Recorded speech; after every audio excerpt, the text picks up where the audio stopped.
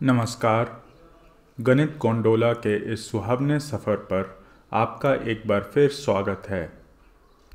पिछले पाठ में हमने अभाज्य संख्याओं के बारे में बातें की थी। ज़रा उन्हें दोहरा लेते हैं।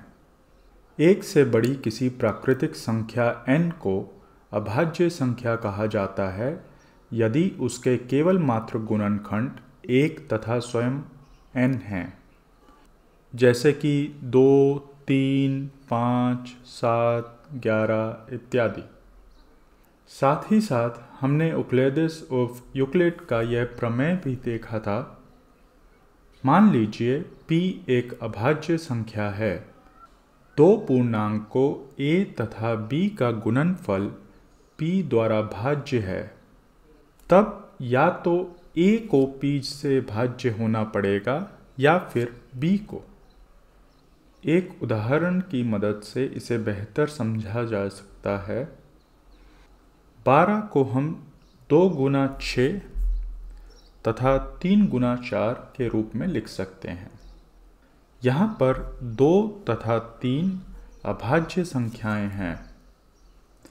यह दोनों ही संख्या 12 के गुणनखंड हैं। मतलब यह हुआ कि संख्या 2 संख्या 3 तथा 4 के गुणनफल को विभाजित करती है। आप देख सकती हैं कि इन दोनों संख्याओं में से संख्या 4 संख्या 2 से भाज्य है। इसी प्रकार संख्या 3 संख्या 2 तथा 6 के गुणनफल को विभाजित करती है। यद्यपि 2 संख्या 3 से भाज्य नहीं है, पर 6 तो है। यहाँ पर थोड़ा ध्यान देने की ज़रूरत है।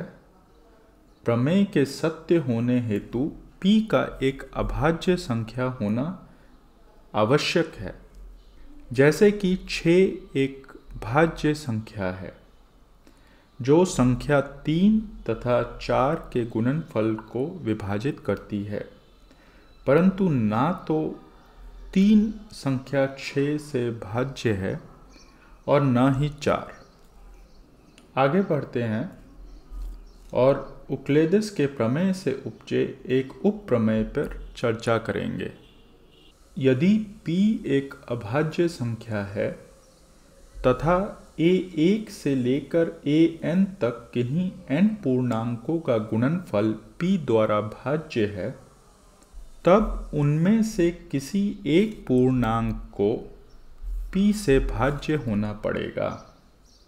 इसकी उत्पत्ति के लिए हम गुणनखंडों की संख्या n पर गणितीय आगमन सिद्धांत का प्रयोग करेंगे। यदि n 1 है तो ऊपर दिया गया निष्कर्ष स्पष्ट रूप से मान्य है, जबकि n के 2 होने की स्थिति यूक्लिडिस के प्रमेय में समाहित है। अब मानिए कि n 2 से बड़ा है।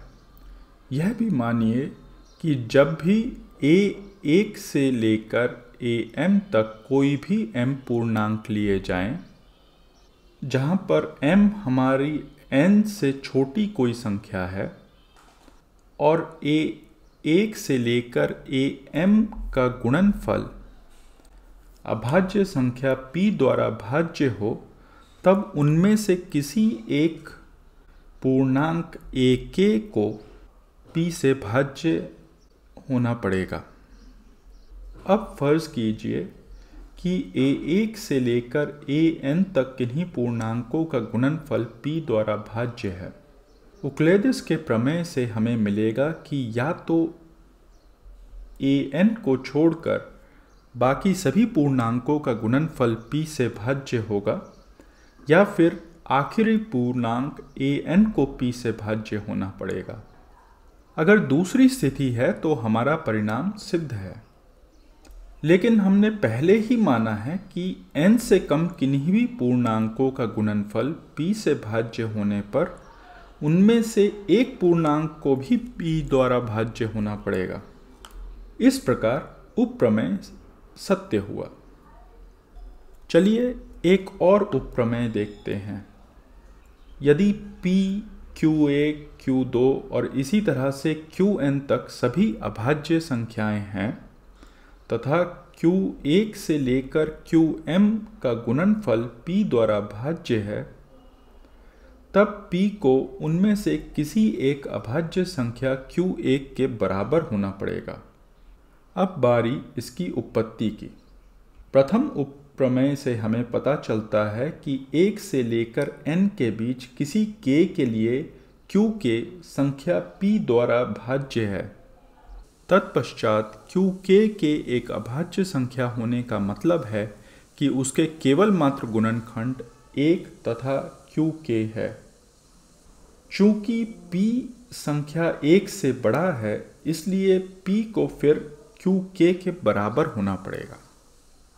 यह पाठ आपको कैसा लगा हमें नीचे टिप्पणी लिखकर बता सकती हैं। पसंद आने पर स्वजनों संग साझा करें। यदि आपके गणित से जुड़े कुछ अन्य प्रश्न हैं जिन पर चर्चा की जाए तो हमसे ईमेल के ज़रिए संपर्क कर सकते हैं। ईमेल पता नीचे दिया गया है। आभारी आहे।